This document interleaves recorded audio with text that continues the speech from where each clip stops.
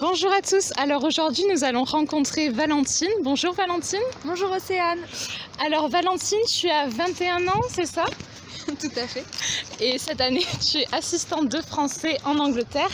Alors juste pour les personnes qui nous écoutent, une assistante de français, c'est quelqu'un qui va aider les profs de français d'un pays étranger à apprendre le français à leurs élèves, plus ou moins. Donc toi Valentine, c'est quoi qui t'a motivée à devenir assistante de français de base? Alors tout d'abord, j'ai fait une classe préparatoire et en fait après cette classe préparatoire, je ne savais pas quoi faire comme master.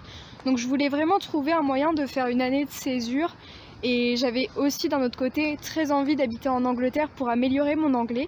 Et du coup, c'est un professeur qui m'a orientée vers l'assistanat de langue que je connaissais pas du tout avant.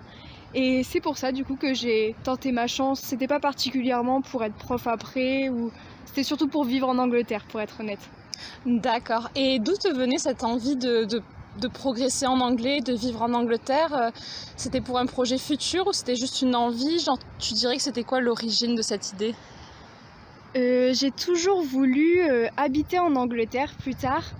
C'est un peu difficile d'expliquer pourquoi. J'ai toujours eu une sorte de fascination pour l'Angleterre, sûrement par rapport aux voyages que j'ai fait avec mes parents ou alors aux films que j'ai pu regarder, des choses comme ça. Donc rien de très très rationnel, mais c'est pour ça que j'avais vraiment envie de tester une année, voir si c'était seulement un rêve d'enfant ou si c'était vraiment un projet de vie, quoi.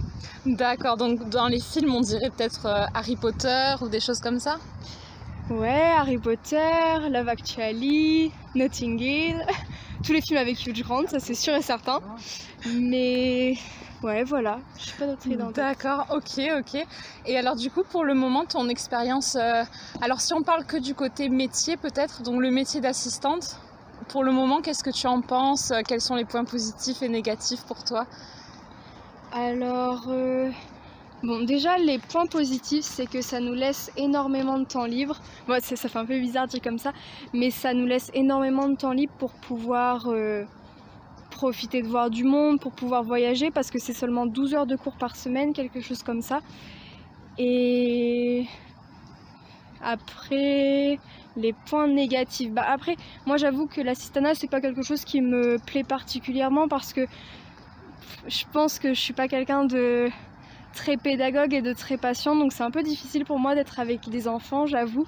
Donc c'est surtout agréable quand je suis avec des premières ou des terminales, des personnes avec qui je peux avoir des vraies conversations, mais avec des plus petits, j'ai plus de mal à trouver des idées d'activités, tout ça. Donc ouais, je pense que c'est vraiment très chouette comme expérience, mais après oui, ce métier n'est pas fait pour moi parce que j'avais pas des envies d'être prof avant de venir.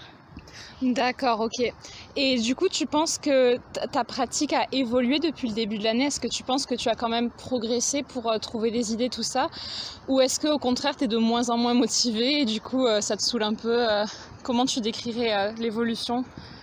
Non, je pense que effectivement, je suis plus dégourdie, si je puis dire, parce que du coup, je suis allée sur beaucoup de sites de FLE, j'ai regardé beaucoup de vidéos de YouTube, tout ça pour me donner des idées de jeux. Donc bon, c'est pas vraiment moi qui trouve les jeux, mais j'ai trouvé plein de ressources, pardon. Et je suis plus motivée parce que c'est vrai qu'une fois que tu connais les enfants, bah tu t'attaches à certains d'entre eux qui sont très mignons. Sorry. Alors, on a un cycliste derrière nous, donc on va juste le laisser passer.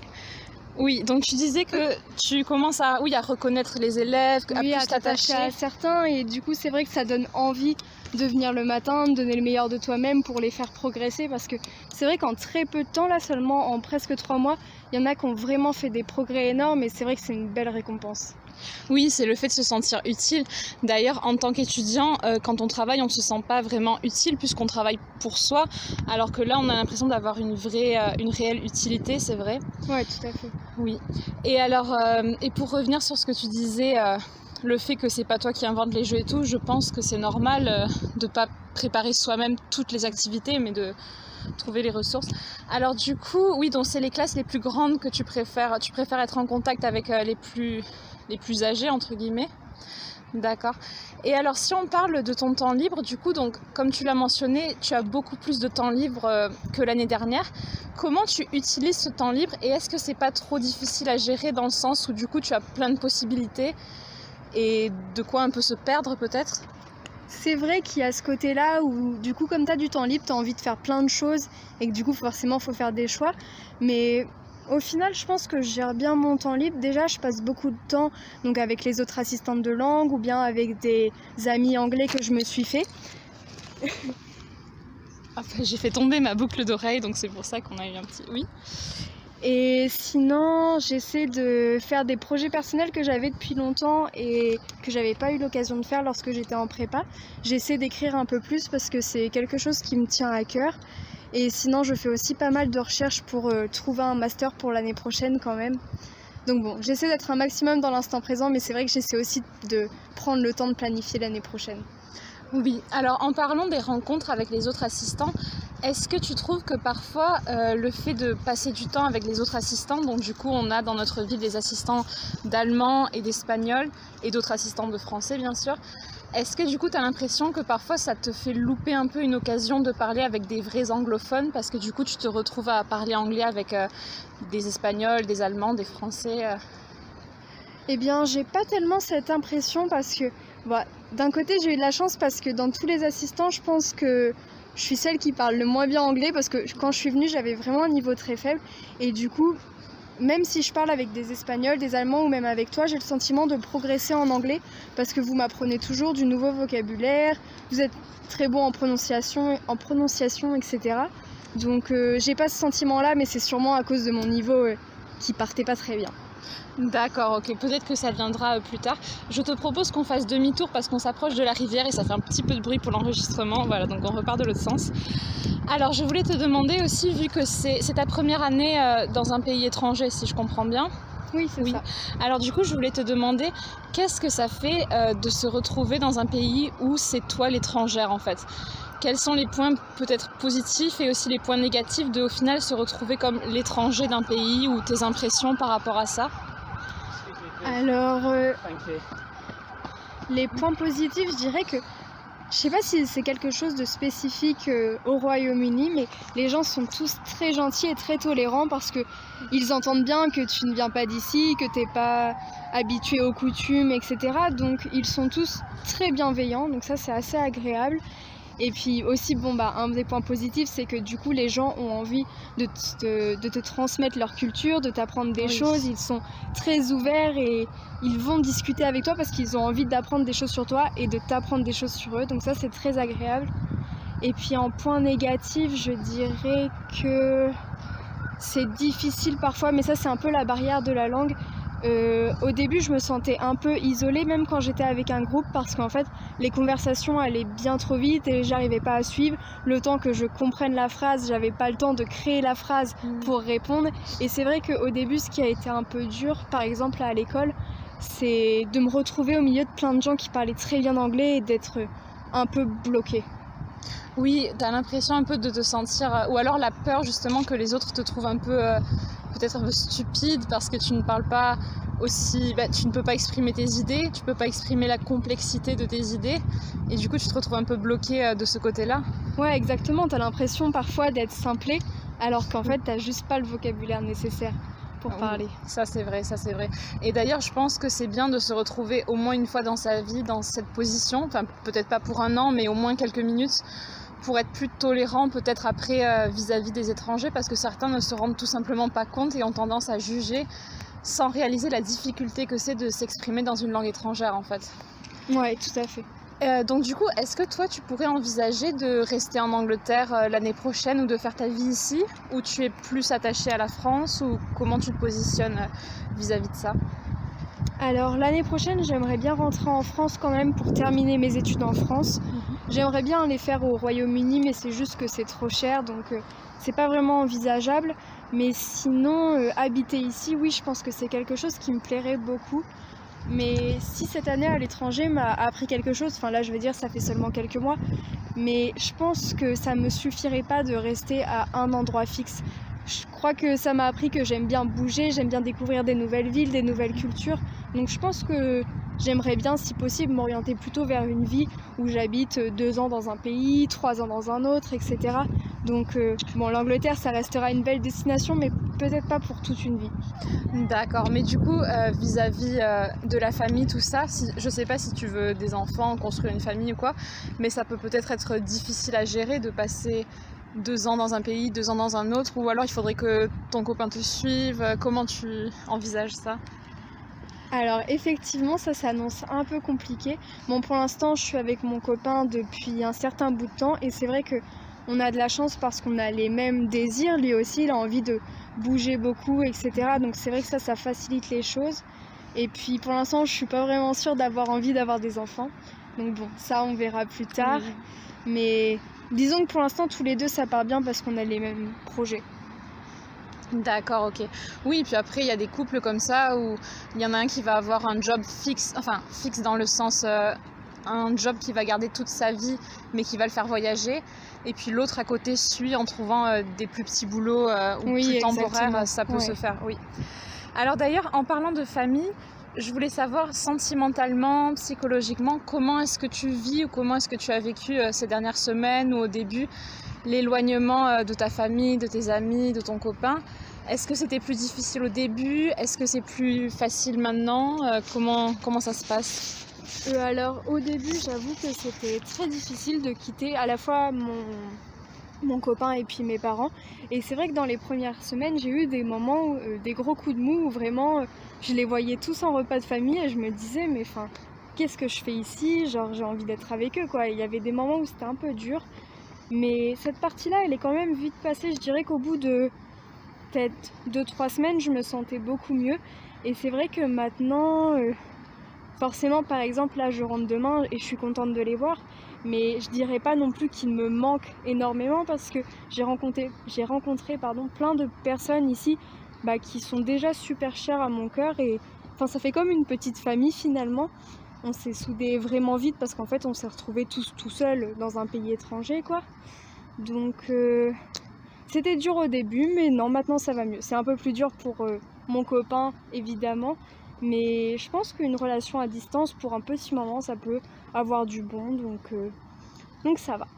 D'accord, du coup tu penses que c'est peut-être au final plus difficile pour ceux qui restent que ceux qui partent, parce que ceux qui partent, même s'ils sont détachés de tout le monde, ils ont plus l'occasion...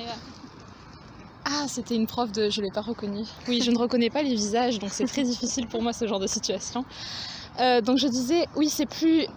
Tu penses que c'est peut-être plus facile au final pour celui qui part, parce que même s'il est détaché de tout le monde, vu qu'il est plongé dans un tout nouveau univers, il a peut-être plus l'occasion de faire de nouvelles rencontres, de s'élancer, alors que peut-être au final, celui qui reste, vu qu'il change pas d'environnement, il a tous les jours les mêmes souvenirs de tel endroit. Je ne sais pas comment tu vois les choses.